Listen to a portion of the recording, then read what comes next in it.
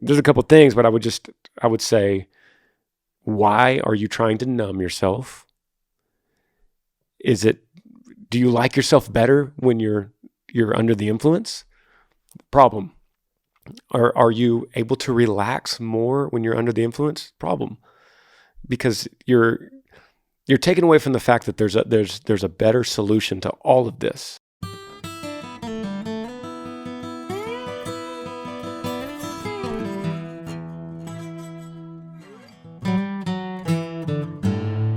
Podcast guest today, the one and only Chad.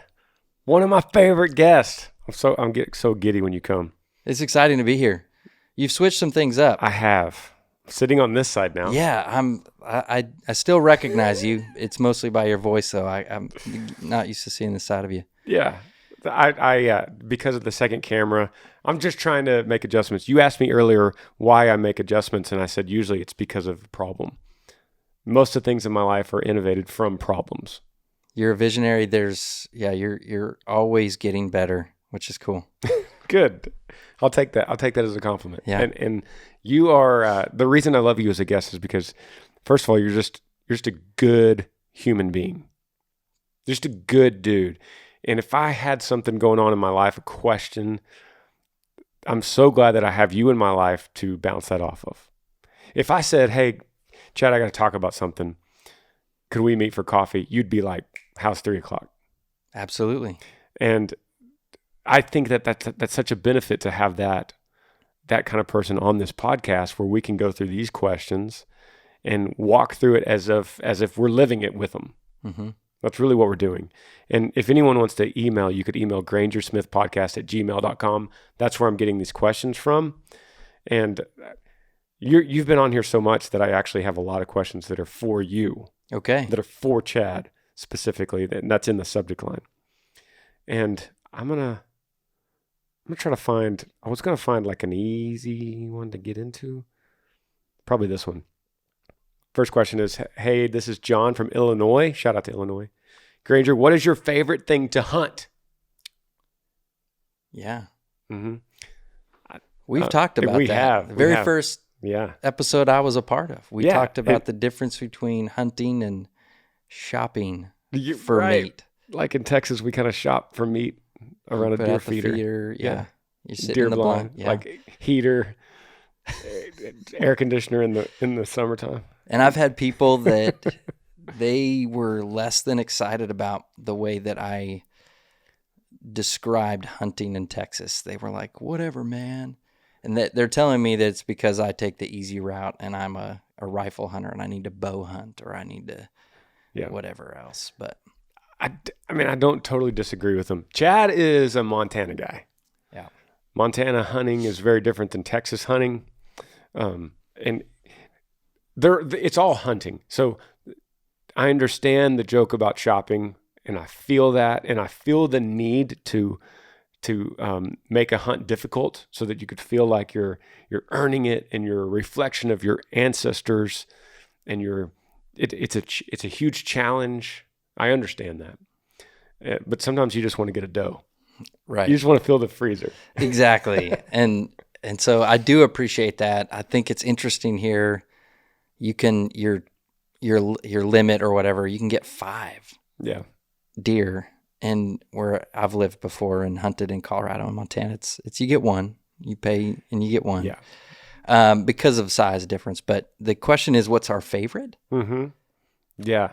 What's our favorite? Which is, in Texas, we need to get whitetail off. Like the reason there's 5 is because we need to manage the herd because as humans, we've also managed to get rid of all the predators. Yeah. You know, there used to be wolves in Texas. Did you know that? No. Wild wolves. If you think about, I always put it in perspective of that movie, Old Yeller. Did you ever see that movie? Yeah. Remember they're fighting, book, yeah. There's a wolf in the movie that's fighting Old Yeller. "Travis, a wolf, get your gun." And that took place like in the Texas Hill Country. So there used to be wolves in Oklahoma, Texas, Louisiana. And those wolves were either killed by local farmers and ranchers and pioneer people, or they were bred out by coyotes. Coyotes could breed with a wolf.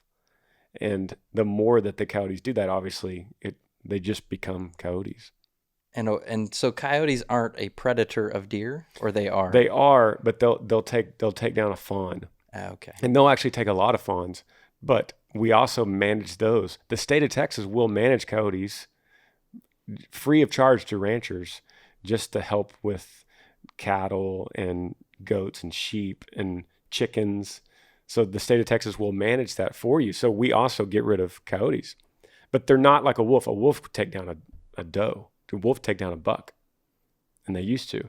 But because we've eliminated those predators, Texas needs hunters to manage the whitetail herd, because if you don't manage it, there's not enough food to go around. Yeah. This is not an answer to his question at all. I know, but it's very enlightening. And I think you're drawing a good point that there are different reasons why we would hunt and maybe have different favorites. So there's what's your favorite thing to hunt and eat, right? There's what do you enjoy the flavor of or like to cook? But then I think there's what's kind of on your bucket list? Like, what would you love to say that you've done that kind of hunt? Right. And then there may be just when it comes down to it, I love to hunt this. So it seems like there's multiple favorites. Right. And I can think there's one animal that fills two of those categories for me. And then there's another one that's just that bucket list, like, that would be cool. An apex predator. Go first. Okay, so the thing that I have enjoyed hunting the most, and I also enjoy the meat the most of, is the Rocky Mountain elk. I think that is just the process of stalking the animal, finding it, chasing it, getting after it, spending hours climbing mountains, traipsing through the forest. It's a powerful moment when you have downed a bull elk and it's there before you, and it's just majestic. It's huge, it's beautiful, and its meat is so good and tasty.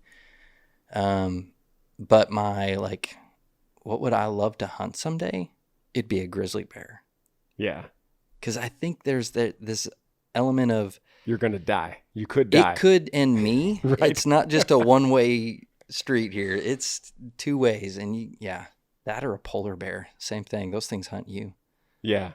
Okay. Awesome. Well, I've been elk hunting, but I've never gotten an elk. Keep going. And so, we need to get you up to Montana or Colorado. We'll traipse around for a few days. Yeah. We'll get you. I would love to. I've gone mule deer hunting. I have gotten a mule deer. Actually got a mule deer in Mexico, which was amazing. But I just don't have a lot of big game experience. Growing up whitetail hunting, I have a lot of great whitetail stories, and that's probably my answer to what I enjoy hunting and eating, because I've done it so much. And do you both rifle and bow hunt? Yes. Whitetail? Okay. And I have, I enjoy bird hunting. I enjoy dove hunting. It's a completely different deal. I love to go out with Lincoln, my son, and he can easily go, and he's been deer hunting with me too, but there's a process of dove hunting where we could literally go out in the front yard, in September 30th in Texas and get a dove. And then you can go right back to the grill and put that dove breast on the grill within 20 minutes of shooting it. Yeah. Which is really cool. I like to do that with whitetail too. I like to get the backstrap and eat a piece of it the same day. There's something special about that. That is awesome. Bucket list for me, I would say Dall sheep in Alaska or the Northwest Territory of Canada. That I've had some friends do that, and it's like a 9-day deal. You're probably not going to get one. You're going to walk for 50 miles. You're going to be more tired than you've ever been. Are they like up in high elevation, or are they okay? Yeah, so you'll see one, and you'll see, and first of all, just to get a legal ram, that's hard in itself, just to find one. And then when you do, you could hunt it, you could stalk it for 3 or 4 days, and you're going mountaintop to mountaintop, just watching it. And you're like, well, the sun's going down, we need to camp here. He's probably going to be on that same ridge when we wake up. You wake up, and there he is. So you move down the valley, and you come back up, and then he's moved on to the next hill. And then you realize, well, our airplane pickup, which is how they get you, is in 2 days. We have to start heading back to the drop site. We're going to let this one go. But it's crazy. I mean, the stress, the toll it takes on your body, you're completely dependent on the weather. If it's foggy, you can't do anything but stay right there. If it's raining, you're right there. I'm in. How many can go on this? Okay, I'll look into it. I'm serious. I would totally do that. Talk about getting close to God. I mean, you are out in the middle of absolute nowhere. If this results in an actual hunt, this is the best question we've ever received. That's true. Thank you, John. Awesome. Good. And his name, by the way, his email is John the Angler. So he must be a fisherman. He's a fisherman. Probably a fly fisherman. Yeah. Yeah. Let me find one of these that has Chad in it. Here's one right here. To Granger and Pastor Chad. Hey, my name is Aaron. My wife goes to church every Sunday, but I don't. I used to go to church by myself when I was younger, but I stopped because I felt like I was consistently being judged by my peers. I want to start going with my wife, but I still have that fear. I don't know much about the word, and I want to be a follower of Christ, but I don't know where to begin. Any advice would be appreciated. Thank y'all so much. Love you guys. So Aaron, he didn't say where he's from. It's a good question, though. Mm-hmm. And I want to address first that he used the word fear. That's interesting. And I would say, as a pastor, Aaron, as much as you might be intimidated or have that fear of going back or not knowing enough or feeling like you should know more, as a pastor, that does not exist in our heart. Yeah. If I were to meet you on a Sunday morning, I would be so floored and excited that you overcame the fear to be there because of what that means for you and for your eternal security. That you're taking a step towards the Lord, and that is significant. And that is a win in and of itself. And I'll also confess, Aaron, that as a pastor, there are often times where if I'm sitting in the congregation and somebody else is preaching or teaching and they reference a verse or a book of the Bible, I sometimes have to look in the table of contents to find it. In the sense that I don't automatically know exactly what page and number, but it's okay to not know. Yeah. It's okay to be in a place of still learning and to just embrace that and own that there's still so much to learn when it comes to the scriptures, what they say, what they mean, where to find things. And so don't allow that fear. Just know that you're not alone in it. I think the enemy wins when he gets us to think we're somehow unique and weird in our own issues and that no one else can relate or has those issues. But that is that's a lie. Yeah. So I have a friend that I try to get to go to church with me all the time. I always ask him. And he had an interesting thing to say about that. He said, I can't go to church right now because until I know more about the Bible, I feel like it's me walking into the movie theater halfway through the movie. I'm just going to go to church on any given Sunday and the preacher is talking about something and I don't know the backstory at all. What do you say to that? Well, I mean, that's the place where we learn the backstory. Like that's the exact place you ought to go. It's kind of like I talk to people because in another life, I coach CrossFit. Yep. And I'll have people say, I really want to try CrossFit, but I need to get in shape first. I don't feel like I can come and do CrossFit because I'm just not physically there. And I'm trying to convince them, no, if there is nothing better than CrossFit to help you begin to experience fitness and to get in shape. That's what it's designed to do. It's not there for the people that are already fit to then go and like hang out and have fun. No, it's designed to develop fitness for people that are not fit. That's a great analogy. So, and you could attest to this, that on Sunday, Aaron, Sunday mornings, churches will build their service with you in mind. They're going to build their service knowing that a certain percentage, probably pretty big, 30, 40, 50%, they know will go on a Sunday as a guest or as a friend, or the mother-in-law joins because they were asked to. And pastors know that. They know that on Sunday mornings they're going to have to build their sermon with a component of, this is a lot of people's first time to hear this. First time, or it may be the only time in the week that these folks will experience the Bible. Yeah. And so we understand that this is an important opportunity to, get people comfortable with the Word, exposed to the Scriptures, learning the Bible, how to approach the Bible on their own. Like, it's a unique spot. The majority of people that are coming, that may be the only time they experience it. So yes, we do have that in mind. And so, like I said, that's the place you should go in order to gain a greater understanding and level of comfort. Yeah. Once you get that, then they have small groups and Bible studies during the week that then dig deeper, and it allows you to get to the next level. But Sundays will always take you back at some point to the basics in the message. At least it's usually built like that. Mm-hmm. So, and there's a podcast that you can listen to, the Take and Read podcast. Yes. When is that coming out? It should, if it's not already ready, it will be ready in the next week from when this podcast, when you hear my voice right now. Okay, good. Okay, then we'll reiterate that again. Okay. So what do you think Aaron means by judged by others? He says, I stopped going because I constantly felt like I was being judged by my peers. What do you think he means?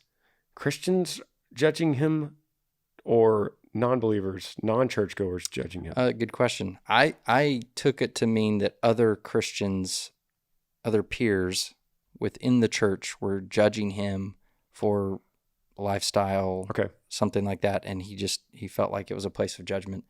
Could go either way. It could be other people, his friends that aren't churchgoers, saying, "Why do you go to church?" I don't know. That's a good point. Man, I would just lean in, Aaron. I would lean into what Chad said about this is the same scenario as you saying, I really want to get in shape, but I don't really want to go to the gym because I'm not in shape.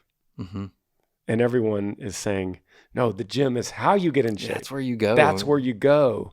And just like the gym, when you go to the gym, you're surrounding yourself with other people that have like-minded goals. They all want, the people at church are going to want to know more about the Word and to be stronger followers of Christ. And so you're going to surround yourself just like you would do at the gym with people that have the same goal in mind. And just like the gym, you're going to have those guys that are there because they want to show how strong they are. Totally. And they're flexing down, and they're simply there because they want to display, all of their macho stuff. And I think you're going to find that obviously in the church. You're going to find people that really want you to know how much they know, and just roll with it. So he says, I don't even know where to begin. Well, you find a church. Yeah, where's your wife going? He says his wife goes.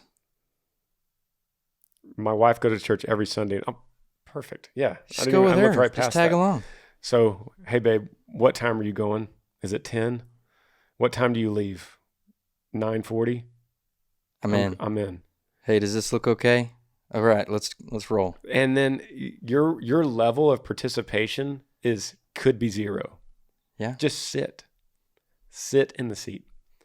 One of our pastors at Celebration, Daniel, his story is crazy. His testimony is crazy. He came from Lansing, Michigan, and he came from a non-believing family, and his mother was radically transformed, radically reborn, and started going to church. And his dad, who was a drug dealer, thought that she was going to meet another man. So he would follow her and go and hide in the bathroom and wait just to catch her in the act, because she had to be going to this church thing because there had to be another man she was cheating on him with. So he was going and hiding in the bathroom. and sometimes doing drugs in the bathroom. And one day, after so many times, the gospel penetrated him. It just radically transformed him. And he walks out of the bathroom, tears streaming down his face, undone. Walked up to the altar, fell down in front of the pastor, and said, I'm in. He then gave his life to Christ, and he started going to church, and then he became a pastor. Wow. And then he radically transformed his family and turned himself into the police and said, well, this is before he became a pastor, turned himself into the police and said, this is what I do. And they said, we'll let you off if you rat out all of your drug dealer buddies. And he said, I can't do that because they'll kill my whole family. So instead, he opted to go to each of them and minister to them the gospel. So he went to each of the drug dealers and ministered, and some of them believed. That's so cool. And transformed. And then that then led to his young kids growing up in the Word.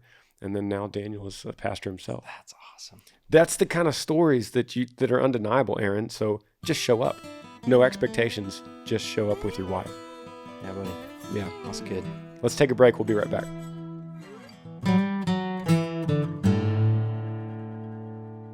Podcast is brought to you today by Athletic Greens. I love me some Athletic Greens. I've been taking this stuff for, probably over a year now since I first started reading it on this podcast. They sent me some. I absolutely loved it. So then I went and got my own subscription, paid my own money to talk about this. Literally paid my own money to then talk about how legit this stuff is. And with so many stressors in life, it's difficult to maintain effective nutritional habits and give our bodies the nutrients it needs to thrive. Busy schedules, poor sleep, exercise, stress, or simply not eating enough of the right foods. This is where Athletic Greens can help y'all. Their daily all-in-one superfood powder is your nutritional essential. It's by far the easiest and most delicious nutritional habit that you could add to your health routine today and empower you to take ownership of your health. It comes in a couple of different little packages that look really cool, and you could put it on your shelf. And it's like this green powder that probably sounds bad the way I'm describing it, but this stuff is so good. It tastes so good, almost like a juice. You could literally put it in water and drink just a cup of it in water, and that'd be great. I put mine in a protein shake. I like to use like vanilla whey protein, a banana, apple, and whatever I have in the fridge at the time. And I throw a couple scoops of Athletic Greens in there, and it allows me to get my greens, my salad for the whole day without having to eat a salad or without worrying about, does my body have enough fiber? Does it have enough greens? This is great for my lifestyle. I love it. One tasty scoop of Athletic Greens contains 75 vitamins, minerals, and whole food sourced ingredients, including a multivitamin, multi-mineral, probiotic, green superfood blend, and more that all work together to fill the nutritional gaps in your diet, increase energy and focus, aid with digestion, and supports a healthy immune system, all without the need to take multiple products. This stuff is really good. It's lifestyle friendly, whether you eat keto, paleo, vegan, whatever all that crazy stuff that you could do these days, gluten-free. I don't do any of that, but I still take Athletic Greens. It contains less than 1 gram of sugar without compromising on taste. That's what I love about it.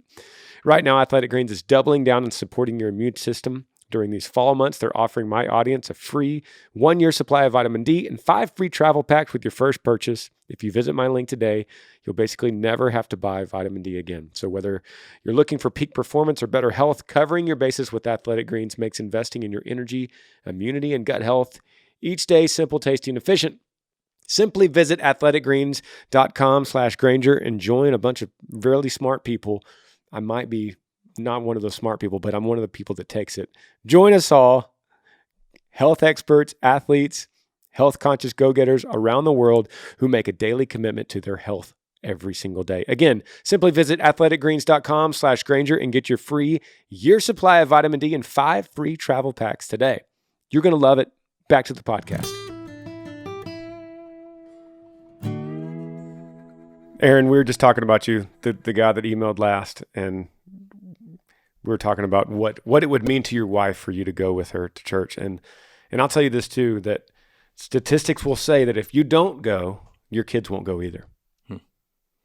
Yeah, I can't. Yeah. It's about the father. The statistics will show that a father that does not go to church, the kids will not go, regardless of the mother, whatever that means. Yep. So Chad has a podcast out it's not out now, but it's out by the time you hear this podcast. It should be ready. It's called Take and Read. Take and Read podcast. Spelled out. Yep. And it's the next level. If you want to get deeper into the word, it's the next level from this podcast to go to and just break down the Bible itself. Inspired by, my time getting to be here with Granger and inspired by him as he and I had tacos and explored what could it look like for people that wanted to go a little bit deeper into some of these topics, specifically around the Bible. So we got after it. And if you tune in, my first guest is a really good guy, one of my favorite guests. And you'll probably really appreciate him if you tune in. All right. I think that might be me. It is you, yeah. This is an interesting question. I don't think I've seen anything like this. This is, if you have a question, email grangersmithpodcast@gmail.com. Subject line of this one is homesick. It says, "Hey Granger, thanks for your podcast. I've been listening for a while and I really like your advice. So I have a question of my own for you. I'm 22 years old, recently moved to another state to do a year and a half of voluntary service work. And I felt like this is what God wanted me to do. But the last few weeks, I felt really overwhelming with this new job and everything. And I miss home and my family a lot. I work with one other guy and we do a lot of driving and it could be very lonely. So my question is, how much is homesickness okay? And how much should I just not let myself think about it?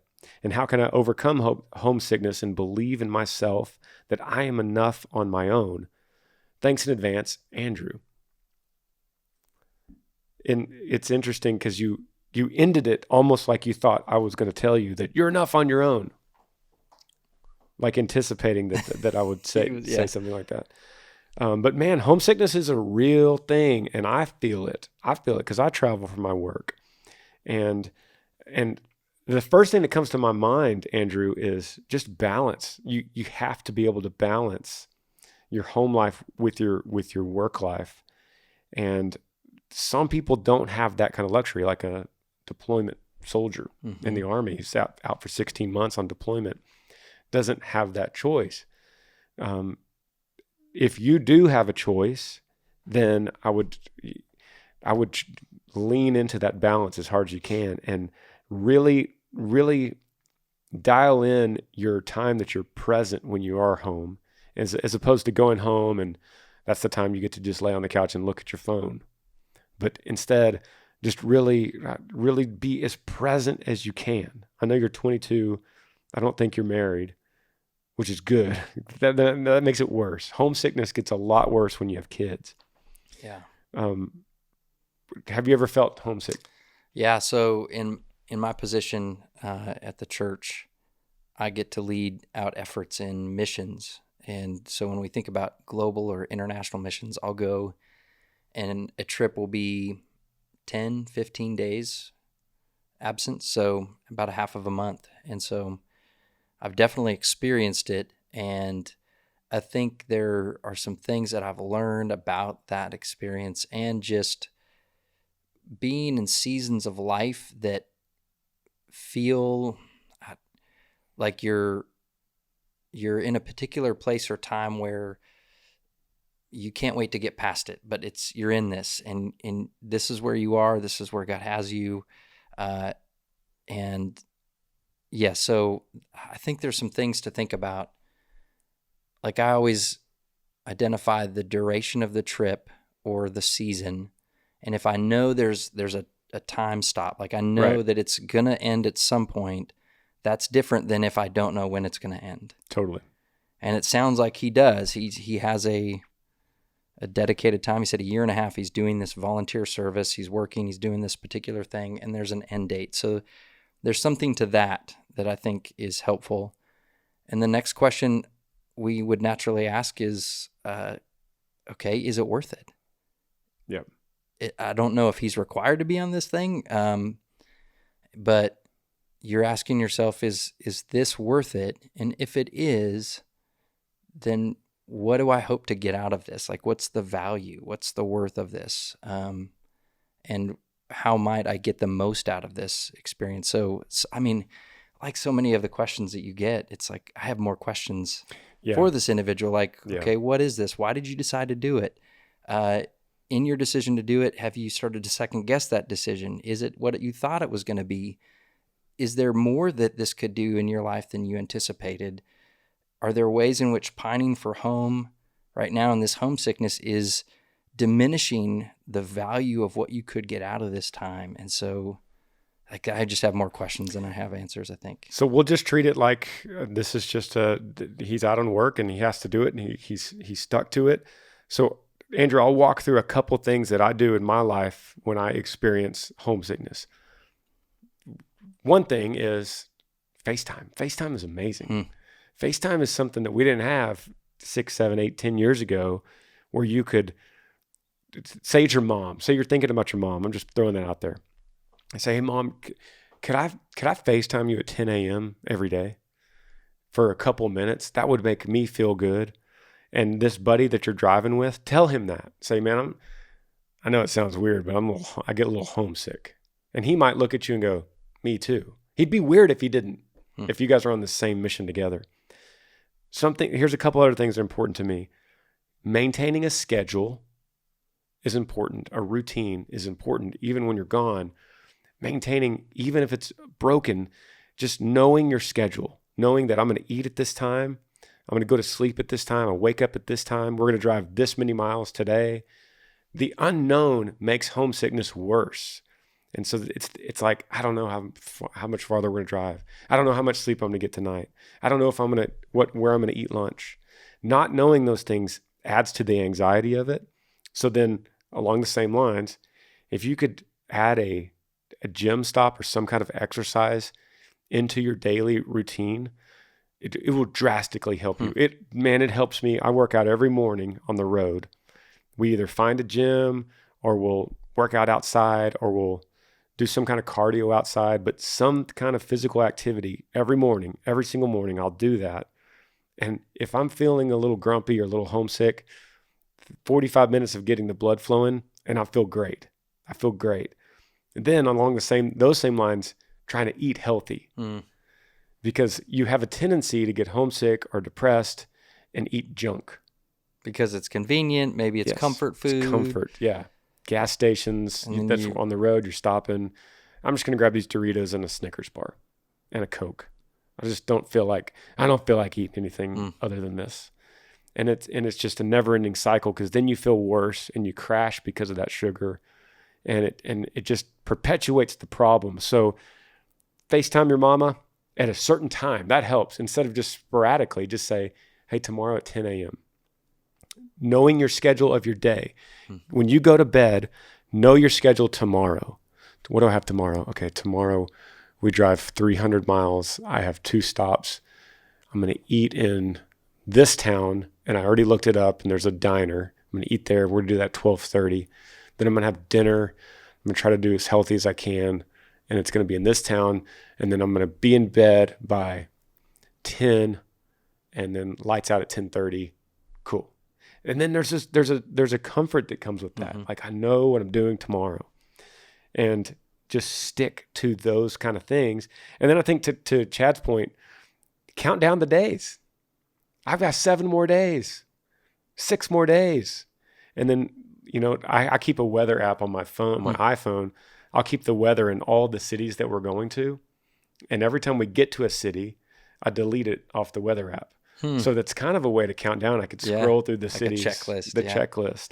So, Andrew, what you're feeling's real. I think you might have wanted me to say, get over it, stop thinking about it, you're fine on your own. I'm not going to say that. I'm going to say it's a real thing, because as humans, we're built for community. We're built for family and to be together and to be on a routine. We're not built to separate and go. We can, and we're good at it. And we should. You need to grow in life. but you need to understand that when you don't feel comfortable, why and where that's coming from. Yeah, buddy. Good question, man. That was good. Where should we go now? What are our options? Budgeting. How about Yeah, budgeting? that's great. Another Yeah. off the wall. It says, "Hey, Granger and guest. My name is Kaylee. I'm 26 years old from Magnolia, Texas. I'm a Texas A&M class of 2017, and I love. Aren't you supposed to say something after that? Whoop. Okay. Yeah, Yeah. I knew you guys Yeah. make noises. I've gotten my parents hooked on the Smiths, and so now we watch together. Thank you, Kaylee. That's awesome. She also listens to the podcast every Monday morning at her desk while she's prepping for the week. My question is about budgeting. I moved back in with my parents in May to save up for a house. And I've been doing pretty well saving so far, but I feel like I could really maximize my savings by creating a solid budget. Do you and your guest have any strategies for budgeting, programs to use, or apps? Thanks so much, Kaylee. Yes. What you got? Within the first couple months of marriage, we did the whole financial peace thing, and we saw budgeting transform just our peace of mind, as well as the actual amount of money we were able to save. To have a plan for the money before it arrived and telling it where to go rather than wondering where it went was huge for us. And when we stick to the budget, we definitely experience more joy and success in saving and getting to prioritize money where we want it to go. So yes, we've used things from an envelope system to a simple spreadsheet to Mint to Simplify, or there's all kinds of programs, free apps where you can link to your bank account, and as you spend money, you can go through and assign it was for clothing, it was for food, and it can track all that, so you can just every week, every day, every month, you can see if you're sticking within those categories you've preset. But I 100% think it's a good idea. So you're talking about Dave Ramsey.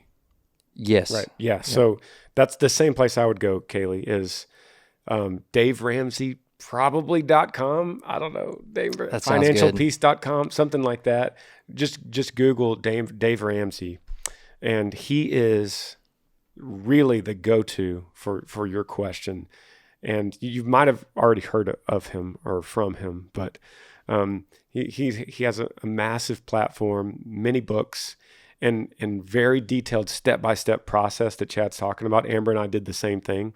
It's called baby steps or something at the beginning. There's baby steps and emergency fund, and you kind of accumulate. There's things that you kind of prioritize and do in a certain order that then it helps you build and protect your budget and your wealth. And the good news is you're 26 and you're single and you're already thinking about this. Yeah, as good. Opposed to 45 and you're in tremendous debt and you're in trouble. You know, a lot of people go there from that too. So it's great that you're starting from scratch. Maybe you have some school debt, maybe you have car debt. I don't know.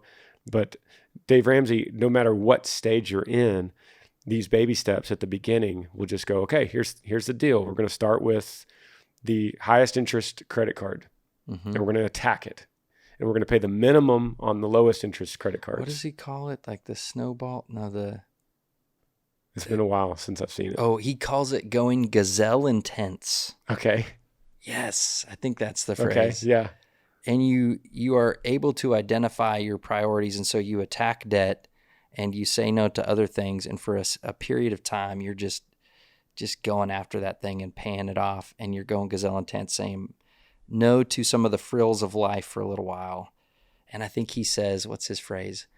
Live like no one else now, so you can live like no one else later. Yeah. Or something. That's awesome. All of these things are copyrighted Dave Ramsey. Yeah. Sorry, Dave. I take no credit. He has so many YouTube videos and probably podcasts. And so, yeah, I would lean in to Dave Ramsey, and don't worry about what I say because he's the authority, and Chad and I have both done it. So yeah, very fruitful. Good for you for thinking about that, Kaylee. Let's see. So many questions. How about struggle with marijuana? That was the next one on the queue. Hey, Granger, my name is Blake. I'm 24 years old, currently living in Reno, Nevada. Turned 21 a few years back. And about the same time, I started smoking marijuana. Now, a little backstory. Growing up, I was deeply involved in church in Las Vegas, and I was on fire for Jesus. Once I moved to Reno for college, I got involved with the fraternity. And to be honest, it really helped me find who I was and some great lifelong friendships. I found myself distant from Christ as I wasn't attending church, and I was in a relationship that was not supportive of my faith. Around my 21st birthday, I started smoking, and I've been pretty much doing it every day since. It has helped me with insomnia, depression, and some medical issues I have. I have discussed it with my doctors.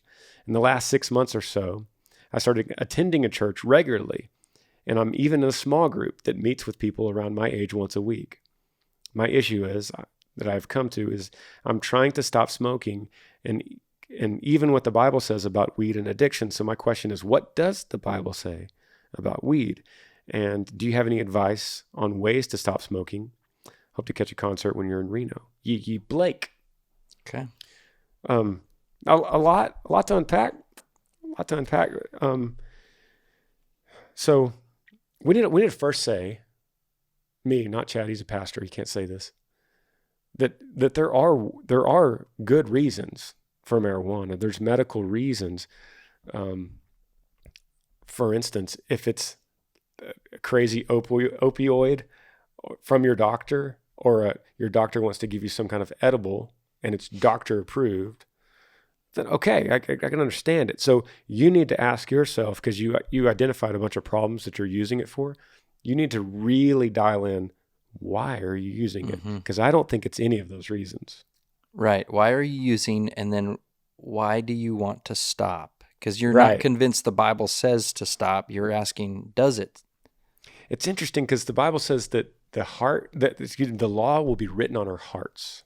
And so our hearts know the law and will speak it to us. It's a big testimony to the truth of the Bible, because from an atheistic perspective, we all, as image bearers of God, have this law written on our hearts that speaks to us. That's hard to explain where that would have come from. We know right from wrong, and we know different scenarios. We know that this smoking thing is probably not right, and I should probably quit.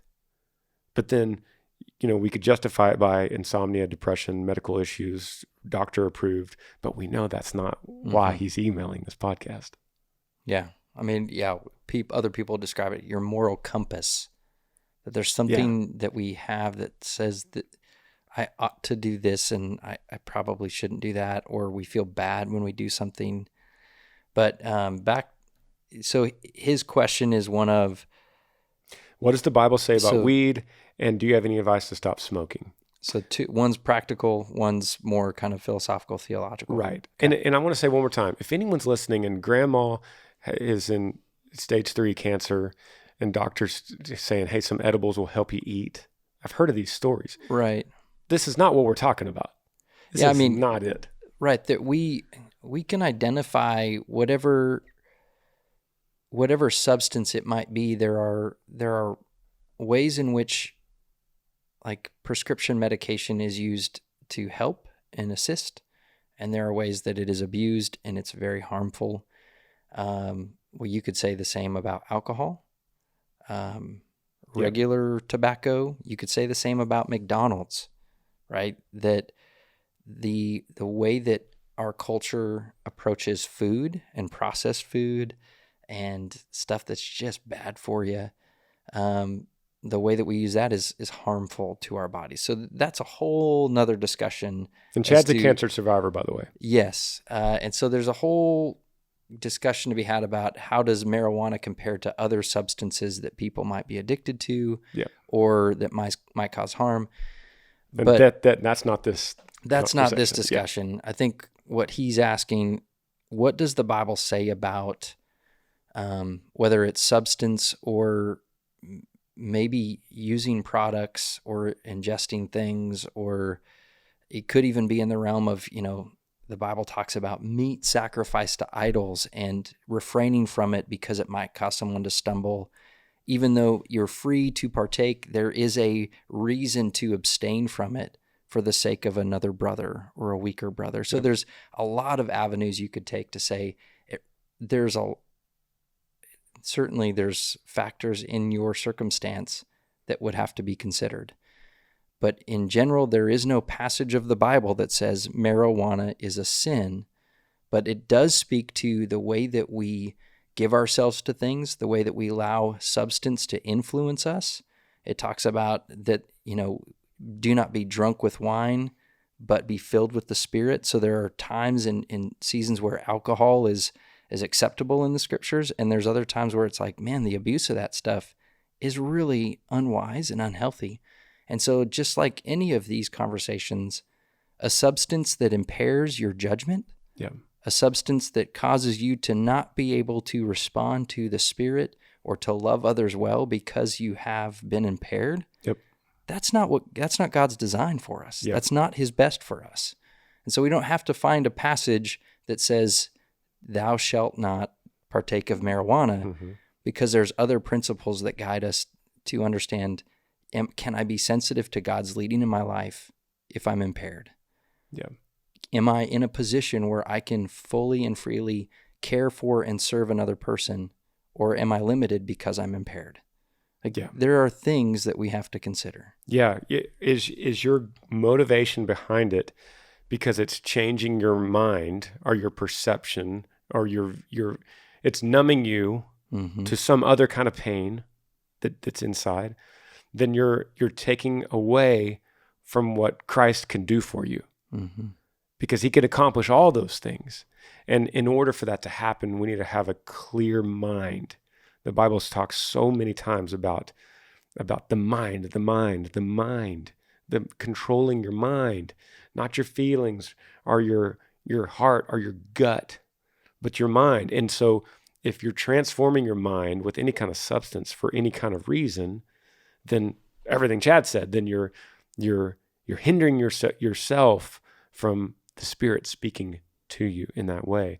So there's a couple of things, but I would say, why are you trying to numb yourself? Do you like yourself better when you're under the influence? Problem. Are you able to relax more when you're under the influence? Problem. Because you're taken away from the fact that there's a better solution to all of this. And that's why I built this. I wanted to say that, and that's why I built the whole thing up with, if you need to be impaired for a medical reason, that's different. But if it's just like, you know what, man, I don't really like myself the way I am sober. I like myself better when I'm numb to the problems.